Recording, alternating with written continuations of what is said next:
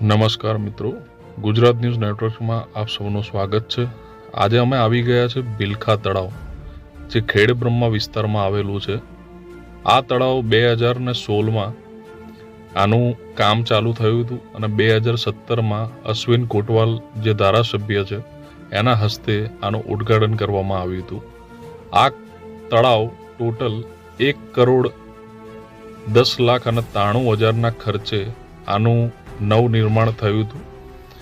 આ તમે જે દિવાલ હમણાં જોઈ એ આખી પડી જાય એવી હાલત થઈ ગઈ છે અને તળાવની પરિસ્થિતિ તમે જોશો તો તમને એમ લાગશે કે અમે કોઈ તળાવમાં નહીં પણ કોઈ ખેડબ્રહ્માના વર્ષોથી બંધ પડેલા કોઈ સ્મશાનમાં આવી ગયા છે। આ એટલા માટે કહેવું પડે છે કે જનતાના બહુ મહેનતના પૈસા હોય છે, જનતા તેનો ટેક્સ ભરે છે અને તેના ટેક્સના જે પૈસા છે એનાથી ખેડબ્રહ્મા નગરપાલિકા આવા નિર્માણ અને જે મોટા પ્રોજેક્ટો છે જે કરોડો રૂપિયાના ખર્ચે જનતા માટે કરે છે, પણ ના તો કોઈ જનતાને કામ આવે છે, ના તો કોઈ જનતાના ટેક્સના પૈસા લેખે લાગે છે। આ તમે જોઈ શકો છો કેટલી ગંભીર હાલતમાં આ તળાવની પરિસ્થિતિ છે। અહીંયા તમને કોઈ પણ જાતના કોઈ પબ્લિક કે કોઈ નાના છોકરાઓ કે ના તો કોઈ પ્રવાસથી આવેલા અહીંયા જે તળાવ જોવા માટે કોઈ આવે એ પ્રમાણેનું તમને કોઈ પણ વ્યક્તિ જોવામાં નહીં મળે। તમે અહીંયા જોઈ શકો છો શૌચાલયની હાલત જુઓ, કેટલી ગંભીર અને કેટલી ખરાબ પરિસ્થિતિમાં તમને જોવા મળી રહી છે। ઠેર ઠેર બાવા, ઠેર ઠેર ગંદકી, ના કોઈ પાણીનું કનેક્શન, ના તો કોઈ લાઇટનું કનેક્શન। તો આવા કરોડો રૂપિયાના જે ખર્ચો કરી અને ડેવલપ કરવામાં આવે છે આવા જે તળાવો, તો આનું મેન્ટેનન્સ કેમ નથી કરવામાં આવતું? આ એક જાહેર જનતાનો ખેડબ્રહ્મા નગરપાલિકાને એક સવાલ છે કે આવા કરોડો રૂપિયા તમે શું કામ વેડફો છો?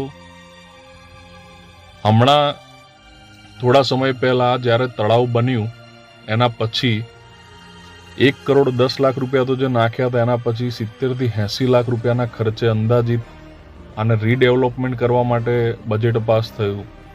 પછી પાછું એક અમૃત પ્રોજેક્ટ છે એના અંતર્ગત 70 થી 80 લાખ રૂપિયાનું જે ફંડ છે એ એલોકેટ કરવામાં આવ્યું। તો આટલા બધા ફંડ નાખ્યા પછી પણ આ તળાવની હાલત આવી કેમ? શું ખેડબ્રહ્મા નગરપાલિકા ને જનતાના જે ટેક્સના પૈસા છે એની કોઈ પડેલી નથી? ખેડબ્રહ્મા નગરપાલિકા એવું નથી ઈચ્છતી કે અહીંયા ખેડબ્રહ્માના વાસીઓ આવીને બેસે? ખેડબ્રહ્મા નગરપાલિકા એવું નથી ઈચ્છતી કે નાના બાળકો કે વૃદ્ધો અહીંયા શાંતિથી આવીને બેસી શકે? આ પથ્થરની હાલત તમને જોઈ શકાય છે કે પથ્થરો બધા તૂટી ગયા છે, ઠેર ઠેર જંગલી ઘાસ ઉગ્યું છે। અહીંયા કોઈને આવીને બેસવું હોય તો કઈ રીતે કોઈને મન થાય કે આવી જગ્યા ઉપર આવા ખંડેર તળાવ જે કરોડો રૂપિયા ખર્ચીને બનાવવામાં આવેલ છે આવા ખંડેર તળાવમાં શું કામ આવીને બેસે? તો આ વિડીયો મિત્રો તમે જ્યારે પણ જુઓ તો આ વિડીયોને જરૂરથી શેર કરજો, જેથી ખેડબ્રહ્મા નગરપાલિકા સુધી પહોંચે, ખેડબ્રહ્માના નગરપાલિકાની આંખો ઉઘડે અને આની ઉપર ધ્યાન આપી આ તળાવમાં જે પણ ખર્ચો થયેલો છે એ પ્રમાણેની અહીંયા પરિસ્થિતિ ઊભી કરી અને વ્યવસ્થિત ચોખ્ખું તળાવ ખેડબ્રહ્માના તમે અહીંયા આગળ કેટલા ટાઈમથી નોકરી કરો છો?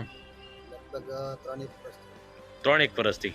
અહીંયા આગળ તમે કયા હોદ્દા ઉપર તમે નોકરી કરો છો? ચોકીદાર ઉપર છે કે બગીચાની કે તળાવની જાળવણી માટે રાખવામાં આવ્યા છે? સિક્યુરિટી રૂપે।